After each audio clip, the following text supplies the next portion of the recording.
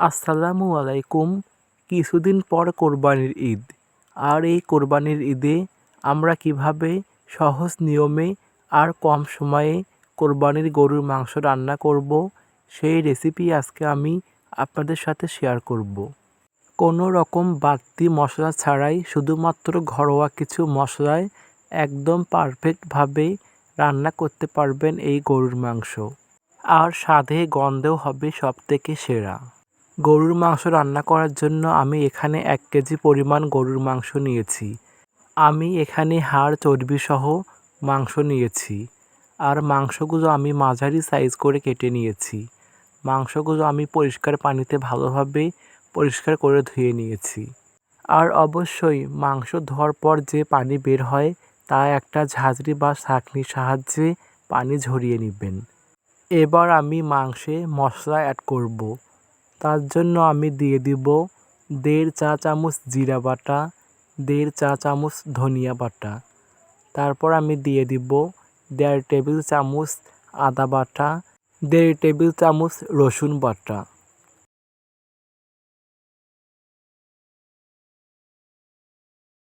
এবার দিয়ে দিব গরম মশলা বাটা। আমি এখানে 5টা সাদা এলাচ, 2টা বড় এলাচ, 3টা লবঙ্গ, 4টা গোলমরিচ আর 3 টুকরা দারচিনি একসাথে ভালোভাবে মিহি করে বেটে নিয়েছি। তারপর আমি দিয়ে দিব 1.5 টেবিল চামচ পেঁয়াজ বাটা। এবার আমি যে একটা মশলা অ্যাড করব, এটা আপনারা অনেকে চেনেন আবার অনেকে চেনেন না। এটা আমরা আমাদের অঞ্চলে বস বলে থাকি। এটা মাংসে ব্যবহার করলে সুন্দর একটা ঘ্রাণ আসে। এটা আপনারা মাংসে ব্যবহার করার চেষ্টা করবেন। আর যদি না পান তাহলে না দিলেও কোনো সমস্যা নেই। আমি বসটা একটু থেতো করে নিয়েছি। এবার আমি দিয়ে দিলাম 2টা আস্ত রসুন, দিয়ে দিলাম 2টা তেজপাতা। তেজপাতা 2টা আমি ছোট ছোট টুকরো করে নিয়েছি।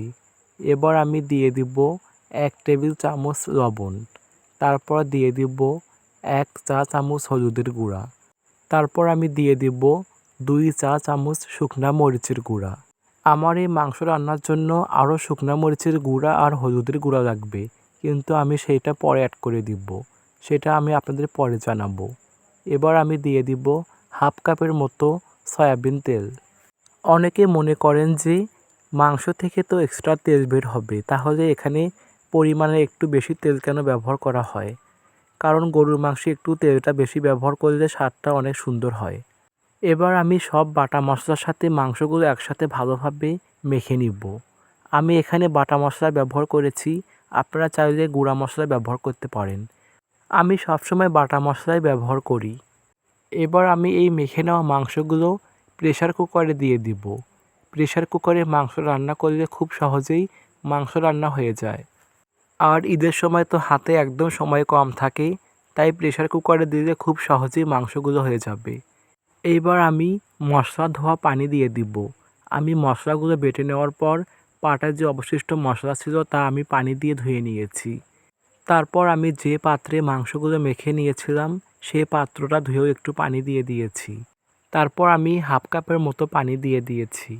আপনারা দেখতে পাচ্ছেন যে পানির পরিমাণটা কেমন হয়েছে, যাতে মাংসের সাথে পানিগুলো একটু লাগা লাগা ভাব হয়। এবার প্রেসার কুকারের ঢাকনাটি ভালোভাবে লাগিয়ে নিব। তারপর আমি জ্বলন্ত চুলায় প্রেসার কুকারটি বসিয়ে দিব। আপনারা চাইলে গ্যাসও রান্না করতে পারেন, তবে আমার কাছে সবথেকে মাটির চুলায় রান্না করতে বেশি ভালো লাগে।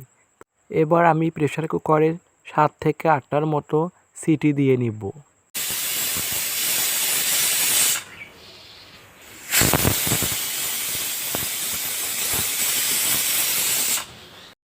7 থেকে 8টা সিটি দেওয়ার পর আমি প্রেসার কুকারটি চুলা থেকে নামিয়ে নিব।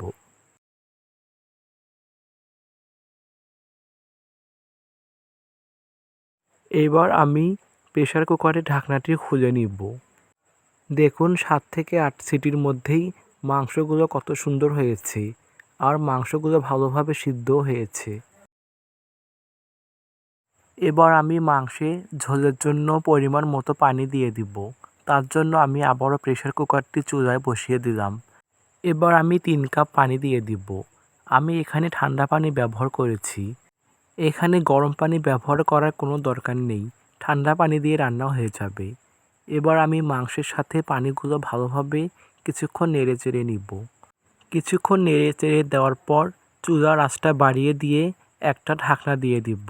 ঢাকনা দিয়ে আবারও 7 থেকে 8 মিনিটের মতো ভালোভাবে আমি মাংসের তরকারিটা রান্না করে নিব। 7 থেকে 8 মিনিটের মতো রান্না করলেই মাংসের ঝোলটা একদম গাঢ় হয়ে আসবে। অবশ্যই চুলার আঁচটা বাড়িয়ে দিবেন, তাহলে খুব সহজেই মাংসের তরকারিটা হয়ে যাবে। মাংসের তরকারিগুলো হয়েছে, এবার আমি চুলা থেকে নামিয়ে নিব।